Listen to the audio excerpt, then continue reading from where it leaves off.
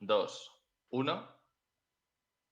Muy buenas a todos y a todas. Soy Sergio Vera, el director de contenidos de FIBI, de esta feria, este Festival Internacional de Videojuegos Inclusivos Aquí Jugamos Todos, que se está celebrando en Cuenca del 18 al 20 de enero. Yo soy el creador también del proyecto de accesibilidad a videociegos y esto se está llevando a cabo gracias a la colaboración con la otra directora, Delia Millán, de la embajada del Centro Cultural de la Embajada de Estados Unidos en Cuenca y del Fab Lab. Y gracias también al patrocinio de la Diputación de Cuenca, de la Junta de Comunidades de Castilla-La Mancha y de la Universidad de Castilla-La Mancha. Bien, hoy estamos aquí para una de las grandes aportaciones, de las cosas que más orgulloso me siento de este FIBI, que es la creación de esta plataforma para el desarrollo de videojuegos inclusivos. Y vamos a presentaros, luego iremos explicando en qué consiste todo esto, pero vamos a presentaros el primer proyecto de esta plataforma con la que queremos aportar nuestro granito de arena para incrementar el número de videojuegos para todos. Y este primer proyecto se llama nada más y nada menos que Dark Atlas Infernum y es de Night Council Studios. Tenemos aquí el honor y el placer. Por cierto, se me ha olvidado describirme a mí mismo. Soy el mismo que el del vídeo del The Last of Us, pero por si acaso todavía no lo habéis visto, os recomiendo que le echéis un ojo. Sigo siendo ese tipo de 37 años mal llevados, que alguna vez tuvo pelo en la cabeza y que su abuela decía que era el más guapo del mundo, pero ahora solo lo dice su madre. Mi mujer no acaba de estar del todo de acuerdo. Y ahora sí, os presento a nuestros flamantes invitados.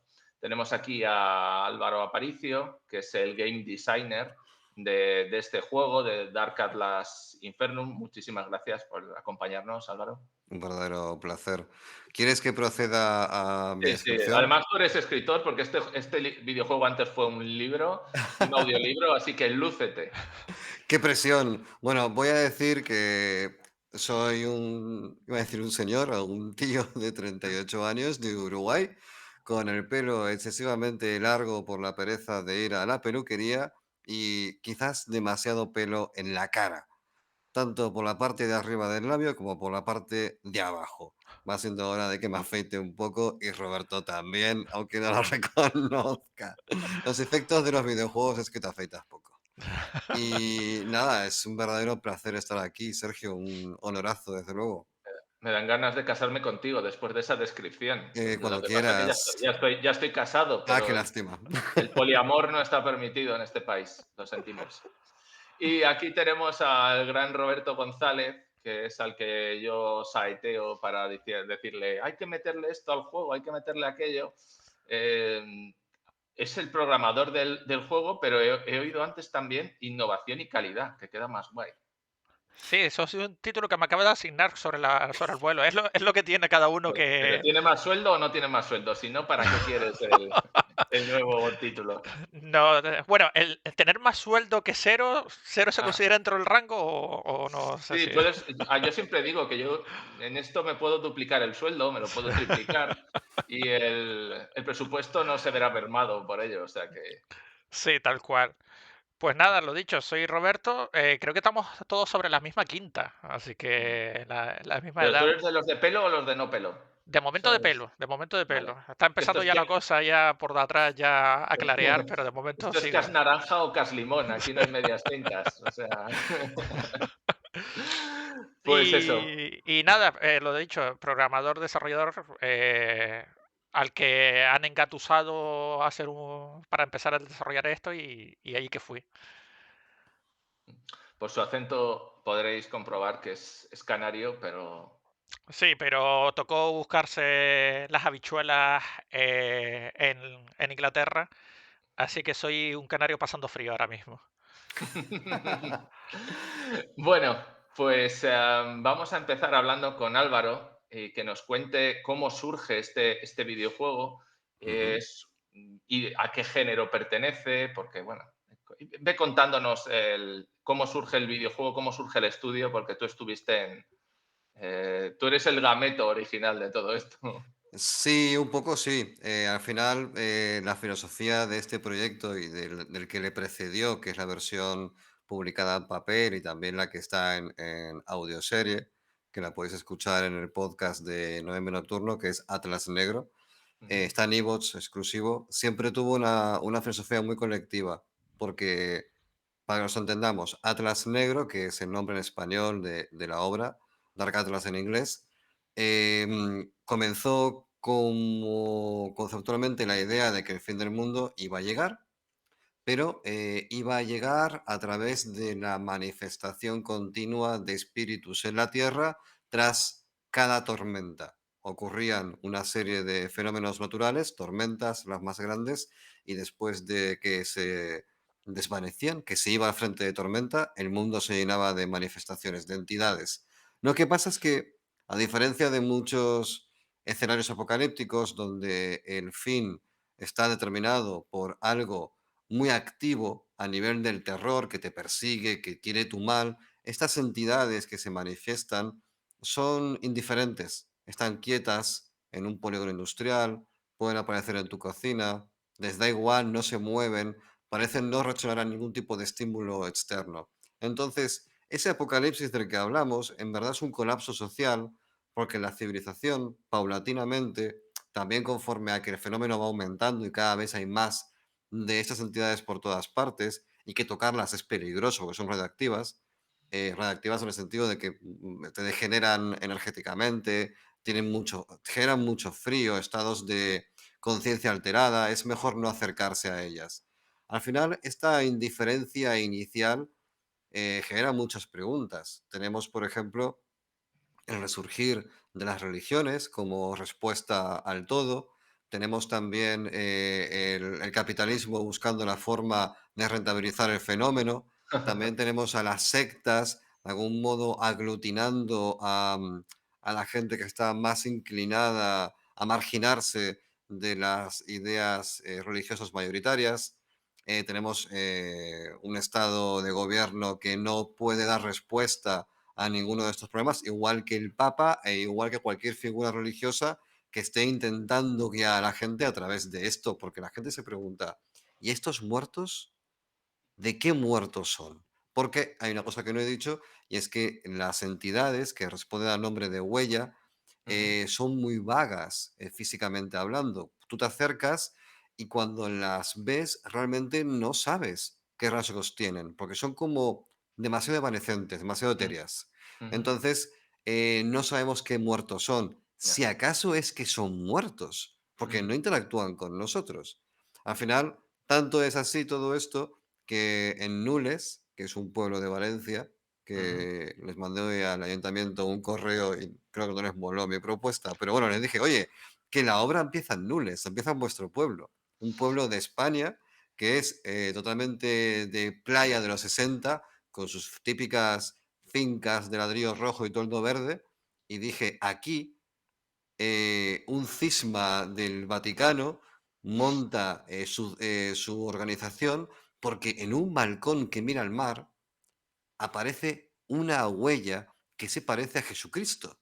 Y el Vaticano dice, de ninguna de las maneras, este no es Jesucristo. Y se monta un pifostio que flipas. Así empieza la historia. Así empieza un poco la historia. Todo el mundo sabe que cuando empiece el apocalipsis lo hará en Valencia. Eso estamos todos de acuerdo. Y habrá muchos Efecti- petardos y muchos Y, fuegos mu- y artificiales. horchata por un tubo, Sí, que sí. se verán ríos de horchata por las calles arrasadas de Valencia. La cuestión es que, bueno, uno de los factores de la obra, tanto de la original como a nivel de videojuego, es que nos mola mucho que se note que estamos en España. Al fin y al cabo, no nos hemos ido a Manhattan, no nos hemos ido a las grandes ciudades que cinematográficamente hablando siempre representan el centro de todos los males o la gran salvación, ¿no? Nos hemos ido a un pueblo de Valencia, de por ahí perdido de la mano de Dios, y la historia transcurre dentro de lo que es el videojuego en un edificio que es el Ángel Vigilante que está en Madrid, bueno, en la Sierra de Guadarrama. O sea que Entonces, existe realmente este edificio. no, no, no, el Ángel Ah, vale, Vigilante vale, no. vale, vale. Ojalá existiese, ojalá, sería la hostia. Porque lo estoy haciendo yo, además, en el videojuego, sería genial. No, no, no existe, pero la referencia geográfica sí que es real. Ajá, vale, Entonces, vale. Me has de hecho, asustado.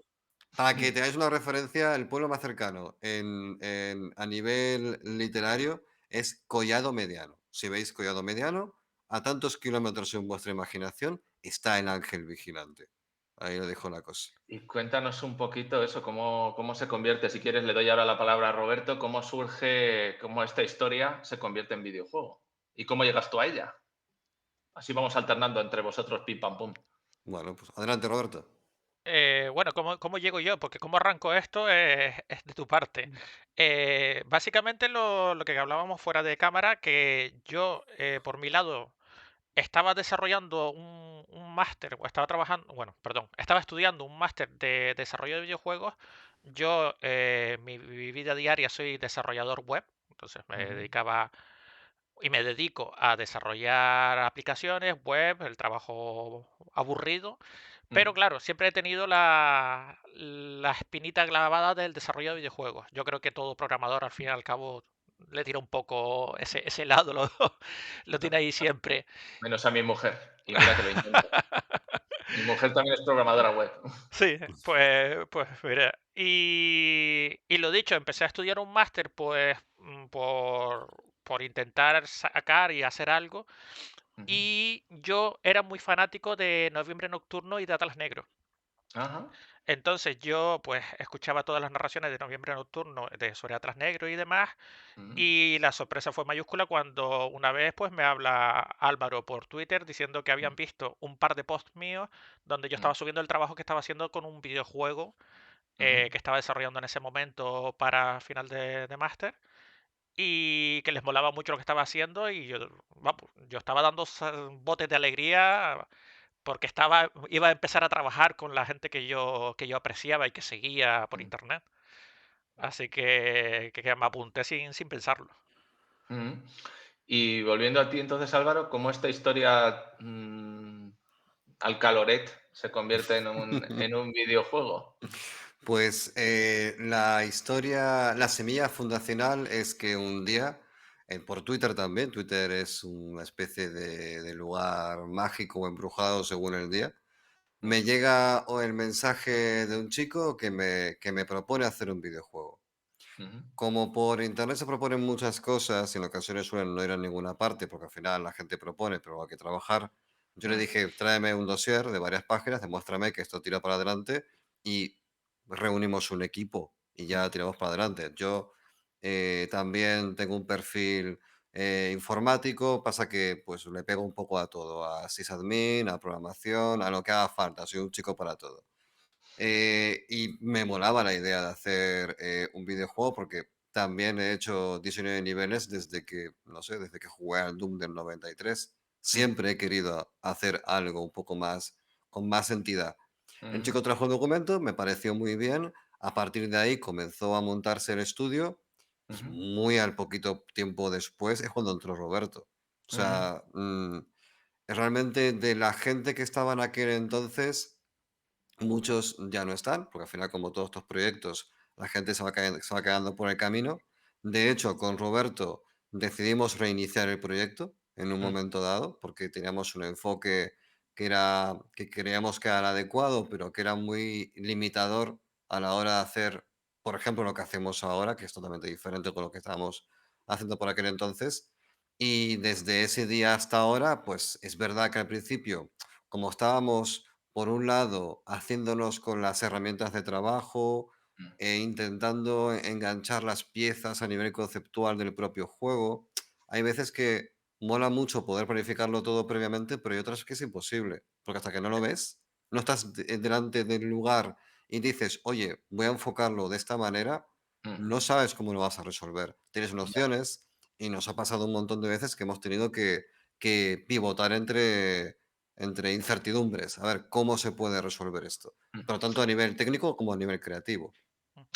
Yo escucho hablar de vosotros y de este juego por mi amigo Miguel Ángel Sequi, que es mi compañero de fatigas en Videociegos, por el Kickstarter. Y Ujú. entonces me dice que ha financiado este juego y que os ha escrito, a ver si queréis introducirle accesibilidad. Y en esto me contesta Necroraptor por, por Twitter, que creo que es el alter ego de Roberto, Exacto. y empezamos a hablar. Primero probamos esa demo y ya nos hacemos una primera idea, le escribimos, oye, ¿os interesaría esto? Me dice que sí. Y, y bueno, y tuvimos una primera conversación, le estuve entrevistando sobre el enfoque del juego, para que no lo hemos dicho, es un juego en primera persona, es un juego que está entre la aventura narrativa y el survival horror, ahora lo explicarán ellos mejor que yo, que son los padres de la criatura, y entonces hicimos una primera entrevista para ver qué mecánicas iba a tener el juego para asesorarles en cuanto a qué debía tener de accesibilidad para distintos tipos de barreras, auditivas, visuales, motóricas, intelectuales. Y de esto va a surgir esta primera demo que van a poder probar en la feria y que todos los que se quieran sumar al proyecto para aportar ese granito de arena para mejorar su accesibilidad podrán apuntarse en la web de Phoebe, en fablabcuenca.com/Phoebe. Ahora, después de estos minutos promocionales, retomamos. Entonces, vale, contarnos entonces un poquito, si queréis, yo creo que podemos mostrar, porque me decía Roberto que podías enseñar imágenes, Sí, puedes enseñar tanto cómo se juega como las opciones de accesibilidad para que los espectadores se puedan hacer una idea. Si puedes Vale, describir un poquito para los que no te estamos viendo, aunque te estamos escuchando.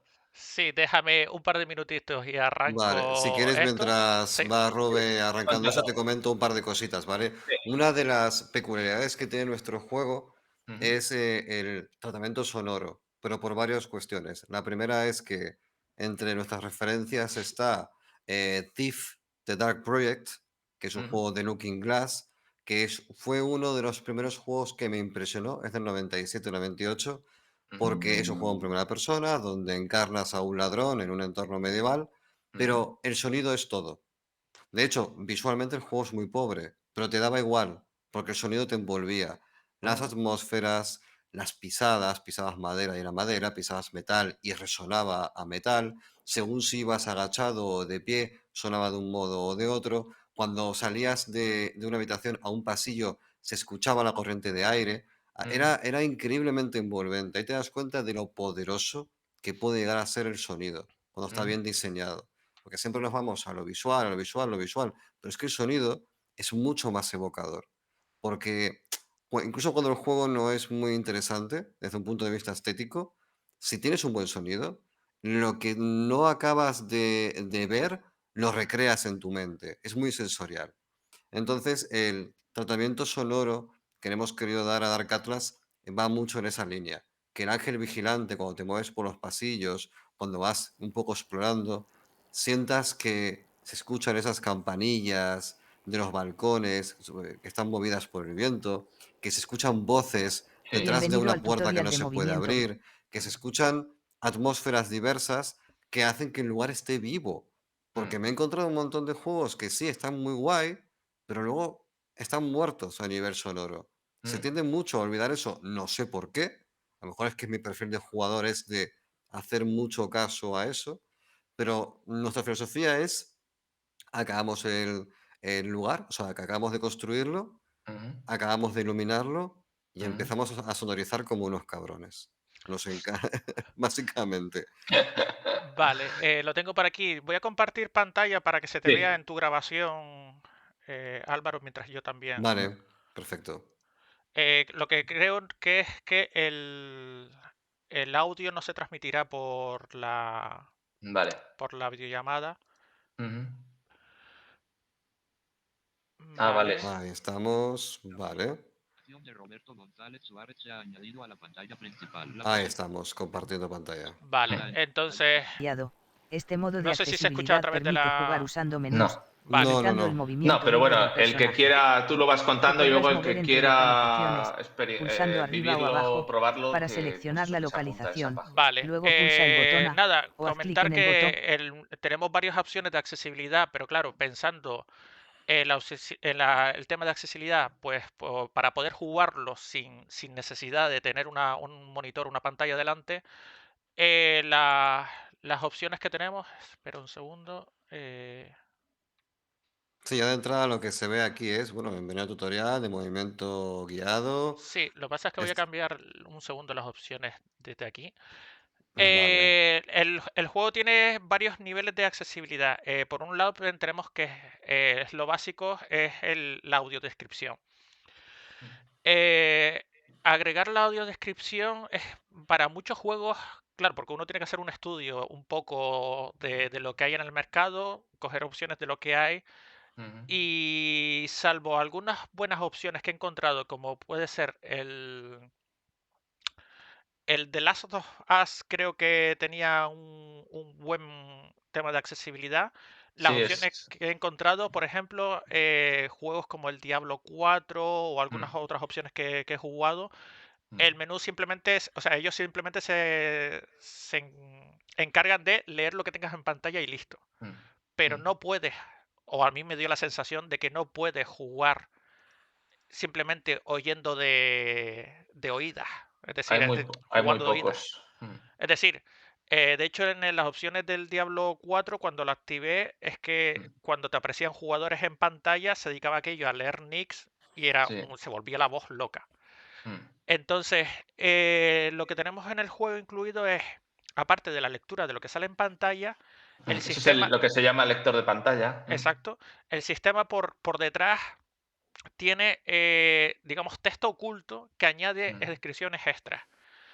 Que sería, por ejemplo, pues si realizas algún tipo de acción o si necesitas realizar algo, hay ciertos textos que van enganchados que para la pantalla no es necesario enseñarlos, mm, pero sí que se describen de manera usando la voz que tenemos del text to speech mm. por detrás.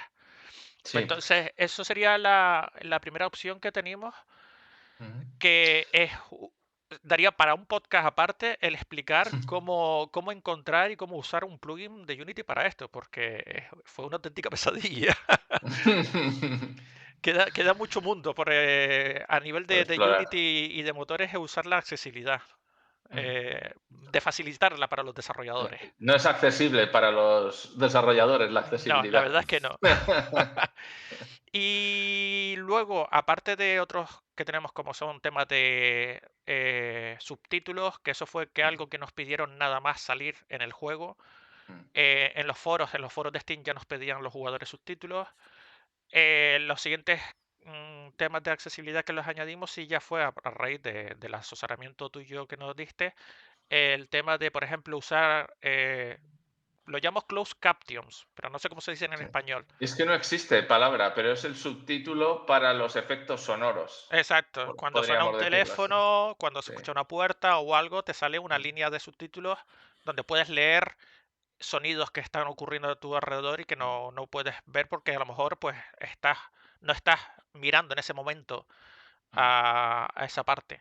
De hecho, en Claro. el Y si no los puedes prólogo, escuchar, pues claro, para eso. Mm, en el prólogo pues viene bastante bien porque hay una parte donde suena un teléfono, pero claro, suena el teléfono detrás tuya. Para un jugador mm, que puede escuchar el teléfono, sí que con mm, el sonido 3D lo ubica, se da la vuelta. mm, Pero si no puedes escuchar el juego, con el Closed Caption también tienes acceso. mm, Filtro de daltonismo. mm. Yo, que soy un ignorante de todo el tema de accesibilidad hasta que empecé con esto, no sabía que habían tantos tipos de daltonismo distintos. Sí. Creo que recordar que tenemos, si no eran como 8 o 9 filtros distintos de Yo daltonismo. he contado 9. Sí, Pues y tienes más que la inmensa mayoría de los juegos que tienen filtro de daltonismo, que tienen 3 generalmente. es que estaba viendo opciones y mirando Mm, de juegos que tienen eso, 3 opciones. No sé si sí. son los más comunes o que se engloban distintos, pero de hecho puedo verlos aquí en el menú de accesibilidad. Protanopia, Sí, perdón si no lo. deuteronopia y Pratonomalía, deuteranomalía, tritanopia y trietonomalía y acromatopsia. Están en inglés los nombres, mm, pero vamos, están todos perfectamente ubicados. Lo único que necesitamos, pues, playtester para poder sí. verificarlos y ver que funcionan los filtros Mm, correctamente. mm, Y luego un modo que realmente, como modo de accesibilidad, es curioso porque muchas veces a la hora de aplicar algo de accesibilidad queda un poco, hay algunas opciones que son de accesibilidad, pero queda un poco en la bruma entre opciones que son para jugadores de la inmensa mayoría o opciones de accesibilidad. Tenemos un modo de enemigos en el juego. Hay un enemigo que te persigue y te caza, te da caza. Entonces tenemos varias opciones para el enemigo. Sin enemigo, básicamente, si quieres jugar el juego de manera relajada y dedicarte a los puzzles sin tener la tensión de que te estén cazando y asesinando durante las partidas. En el juego hay una mecánica que es para que el enemigo es invisible, en la demo se puede ver, el enemigo es invisible y mediante un sistema de una cámara de fotos que tienes que equipar, puedes ver al enemigo. Pero claro, mientras juegas de manera normal no ves al enemigo, solo lo escuchas. Entonces también se puede activar que siempre veas al enemigo, por si no quieres estar jugando con esa mecánica, o directamente usar el modo normal del juego. Lo digo que es como una opción que queda un poco difusa entre las opciones de accesibilidad o no, porque muchas veces nos planteamos nosotros si activar el juego y cuando lo arranques dar la opción de jugarlo como una aventura gráfica o como un survival horror. Porque hay jugadores, muchas veces ya te ocultan esas opciones cuando vas a arrancar un juego y te lo dicen, ¿quieres jugar al modo historia o al modo, no sé si modo combate? O muchas Sí. veces te lo ocultan detrás de unas opciones, pero realmente está un poco difuso. Y por último, bueno, aparte, temas de audio, tenemos el estéreo o jugarlo en mono, que también es algo que intuitivamente lo añadimos precisamente a posteriori de que un compañero no pertenece al estudio, pero es un compañero muy cercano al estudio, resulta que tiene falta de audición por uno de los dos oídos. En el juego, la voz y ciertas conversaciones ocurren por la izquierda o por la derecha. Porque hay un personaje que te está hablando desde tu interior, desde dentro de la cabeza, pero lo escuchas como si rotara alrededor tuya o como si te hablara desde los lados. Claro, cuando eso ocurre, cuando tienes falta de audición por uno de los oídos y el personaje te habla por ese oído, pierdes la conversación. Entonces el modo mono o el modo estéreo también lo tenemos activado para poder dar accesibilidad a ese tipo de situaciones.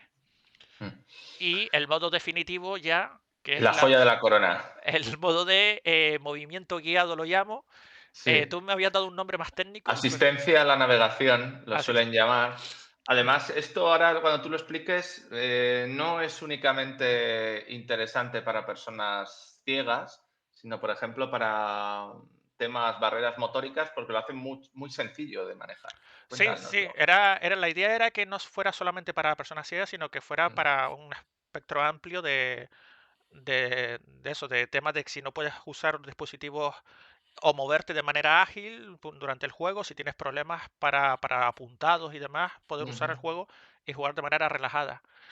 En pantalla vemos cómo arranca el juego y cómo el personaje está quieto y simplemente tienes una visión de la instancia. Aquí en el audiodescripción te narra, tengo el audio quitado para que no me vaya pisando mientras voy explicando.